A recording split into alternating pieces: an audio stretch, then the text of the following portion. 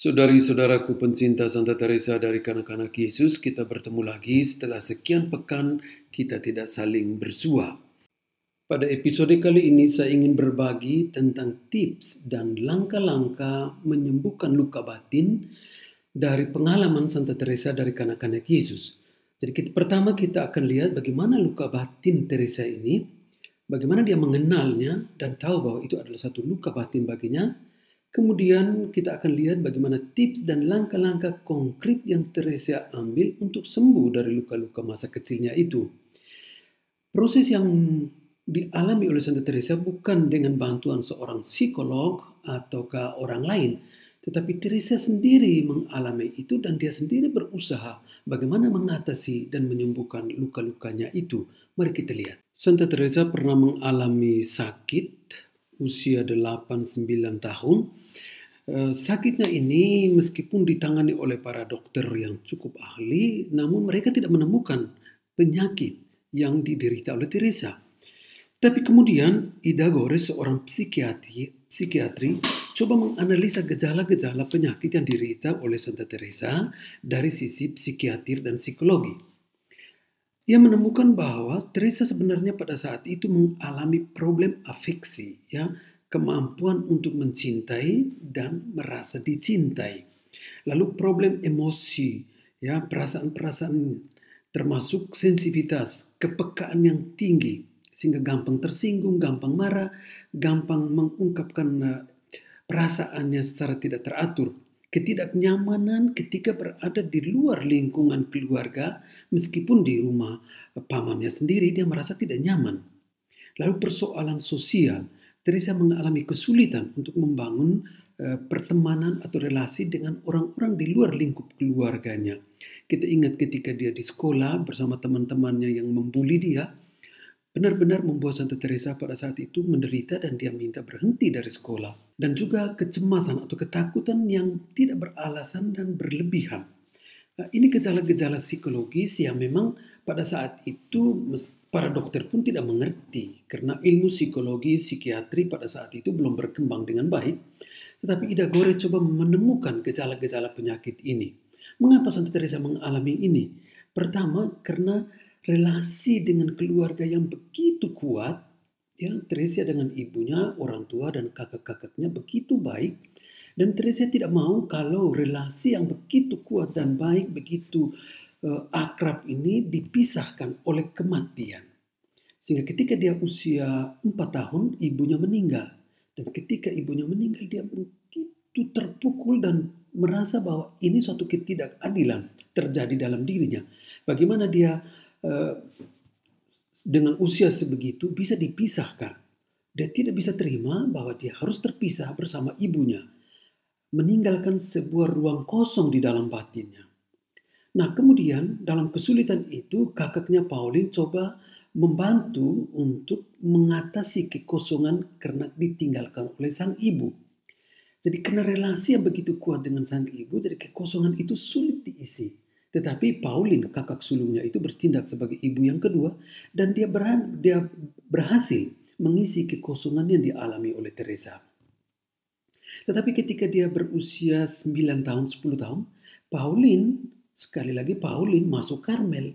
Dan itu membuat Teresa sekali lagi terguncang jiwanya dan dia tidak bisa terima.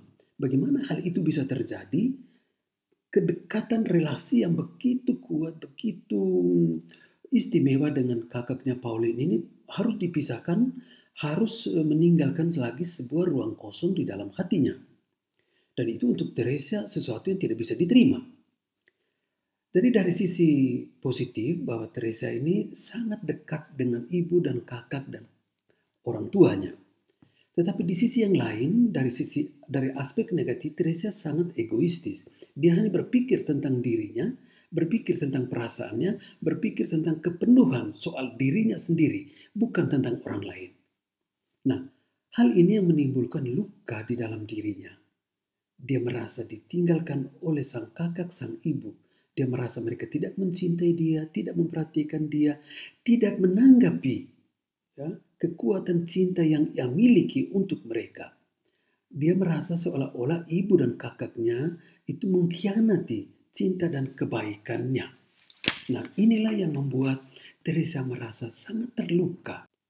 Teresa membayangkan bagaimana dia harus berpisah dengan Pauline. Dan bayangan ini membuat dia tidak bisa menanggung secara fisik. Akhirnya dia sakit. Jadi bayangan ini membuat dia tidak bisa menanggung beban pikiran dan beban mental. Sehingga dia sakit, bukan hanya secara fisik, tetapi lebih secara pikiran. Pikiran yang membuat dia atau berpengaruh pada fisik dan berpengaruh pada psikologinya. Ia sungguh berada dalam titik terendah hidupnya.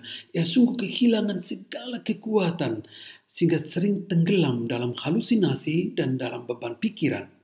Nah, ini yang membuat Ida Gores menemukan bahwa Santa Teresa sebenarnya secara psikologis dia tuh sakit secara psikologis bukan secara fisik. Ya. Nah, ini juga yang sering terjadi dalam hidup kita di zaman modern ini. Banyak sekali penyakit-penyakit fisik yang dipengaruhi oleh pikiran. Sehingga secara mental, secara spiritual harus disembuhkan untuk sembuh secara fisik. Saudari-saudara terkasih, dalam hidup kita setiap hari, pengalaman Teresa ini bisa juga menjadi pengalaman kita. Dalam dunia modern ini, orang tua yang sibuk, anak-anak yang sibuk dengan segala media komunikasi yang begitu berapi-api masuk ke dalam hidup kita, relasi kita bisa menjadi satu momen, kesempatan atau ruang di mana kita bisa merasa terluka atau dilukai atau melukai dengan kata-kata, dengan tindakan ataupun dengan apa saja bisa melukai orang lain.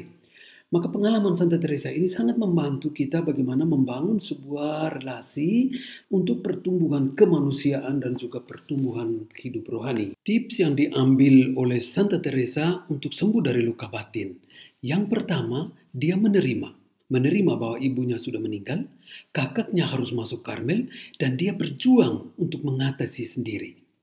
Tetapi dalam perjuangan itu, dia berusaha bahwa ini tidak bisa dirubah. Hal ini tidak bisa diganti. Dia hanya bisa menerima. Maka dengan kekuatan Tuhan, dengan kekuatan Bunda Maria, dia berusaha untuk menerima itu. Dan dia terima. Itu pertama. Kedua, dia berusaha menguasai segala perasaan-perasaan yang membombardir dirinya. Dia menguasai itu. Setelah dia menguasai, dia melepas pergikan itu. Ya, bagaimana cara dia melepas pergikan?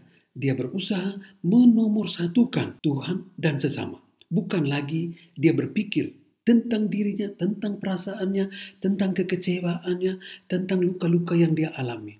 Melainkan dia mau bahwa Tuhan dan sesama, kebahagiaan Tuhan dan kebahagiaan sesama menjadi prioritas hidupnya.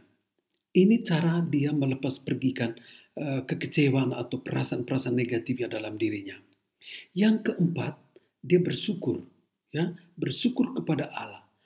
Mensyukuri kekuatan yang diberikan oleh Allah, maka dia percaya dan berpasrah.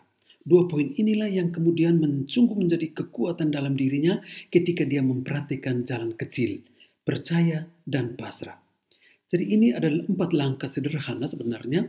Terima, menguasai, melepas pergikan dengan menomorsatukan Tuhan dan kebahagiaan sesama, dan bersyukur, berdoa, memohon kekuatan iman dan kepasrahan dari dalam diri. Terima kasih sudah mendengar. Tuhan memberkati. Amin.